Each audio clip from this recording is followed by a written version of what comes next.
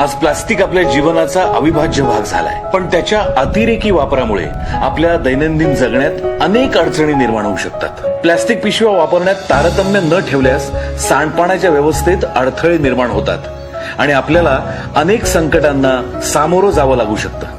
म्हणूनच प्लास्टिक पिशव्या न वापरण्याची उत्तम सवय आपण लावून घ्यायलाच हवी. आपल्या या दुर्लक्षित वाईट सवयींमुळे अनेक प्राणीमात्रांचं, जलसाठ्यांचं नुकसान होऊ शकतं. प्रश्न आपल्या आरोग्याबरोबरच पर्यावरणाच्या हानीचा सुद्धा आहेच.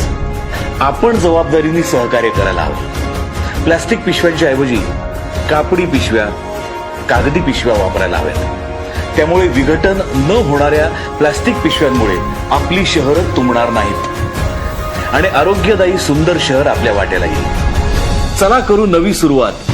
अस्वच्छतेवर करू मात. स्वच्छ महाराष्ट्र अभियान. आता खूप साऱ्या अड्या पडल्या आहेत. गंदगीचा म्हणजे वास एवढा सहन होत नाही आहे. अशा पद्धतीने आपण हे सगळं स्वच्छ करण्याचं काम चालू आहे. ह्याच्यात मच्छर पण आहेत, काही छोटे छोटे जीवजंतू या पाण्यात राहतात, त्यांना पण जीवन जगण्याचा अधिकार आहे. मेंढक्या याच्यात आहे, साप आहे. तुमच्या या कचरा टाकल्यामुळे त्यांना पण कुठेतरी त्रास होताना दिसत आहे. आणि आपण इकडची पण स्वच्छता केली आणि एवढ्या मोठ्या प्रमाणात प्लॅस्टिक कचरा तिथून निघाला आहे आणि इथे जी वास उठली आहे. कृपा करून मी विनंती करतो की आपण असं करू नका. स्वच्छ भारत, सुंदर नदी ठेवण्याचं काम करा, जेणेकरून आपला मूलची नदी, उमा नदी स्वच्छ आणि सुंदर राहील.